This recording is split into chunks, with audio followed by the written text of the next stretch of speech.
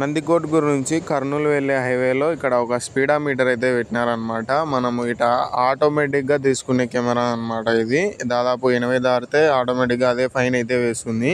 మీరు ఇక్కడ వెళ్ళే వాళ్ళు మాత్రం జాగ్రత్త అనమాట. ఇక్కడ నందికోట్కూరు నుంచి మనము కర్నూలు సైడ్కి అయితే పోతున్నాము. అక్కడ నుంచి మళ్ళీ మనం ఒక 30 కిలోమీటర్స్ అయితే ఎమ్గనూరు సైడ్ అయితే వెళ్ళాలన్నమాట. నందికోట్కూరు హైవేలో మాత్రం ఇక్కడ లొకేషన్స్ అయితే మామూలుగా లేవు. మనం వెళ్ళే హైవేలో అయితే ఔటర్ రింగ్ రోడ్డు కాడ కూడా మామూలుగా లేదనమాట లొకేషన్.